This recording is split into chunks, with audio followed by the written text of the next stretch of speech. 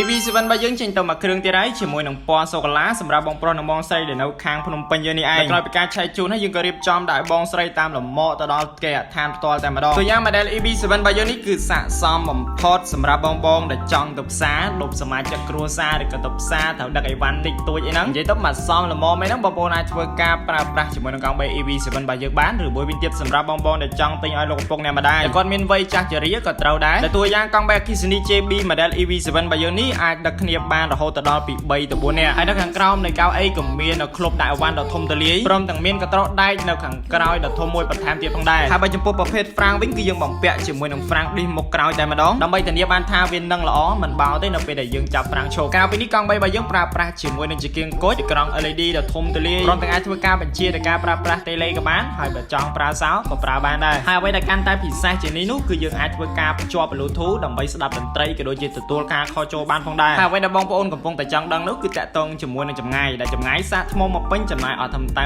1200 រៀលអីទេតែអាចជិះបានរហូតដល់ 70 គីឡូជាមួយនឹងល្បឿន 35 គីឡូម៉ែត្រក្នុង1ម៉ោងដែលមកជាមួយនឹងកម្លាំងម៉ូទ័ររហូតដល់ 800 វ៉ាតដែលមានការធានាមួយឆ្នាំទៅលើម៉ូទ័រនិងមួយឆ្នាំទៅលើអាគុយចឹងនេះចាំមកទៀតសម្រាប់បងដែលកំពុងតែស្វែងរកប្រភេទកង់3សម្រាប់ធ្វើដំណើរដែលសមសំចៃខ្ពស់ក៏ដូចជាជួយដល់បរិស្ថានបងប្អូនអាចកលេចមកមើលកង់3 Kissany របស់ JB យើងបានសម្រាប់ព័ត៌មានបន្ថែមបងប្អូនអាចធ្វើការតាក់ទងតាមលេខទូរស័ព្ទដែលយើងបង្ហាញនៅលើអេក្រង់ឬក៏បងប្អូនឆាតមកកាន់ page JB ម៉ូតូ Kissany រីឯទីតាំងហាងរបស់យើងគឺស្ថិតនៅលើផ្លូវ271សកាត់ទឹកល្អ3ខណ្ឌទួលគោករាជធានីភ្នំពេញ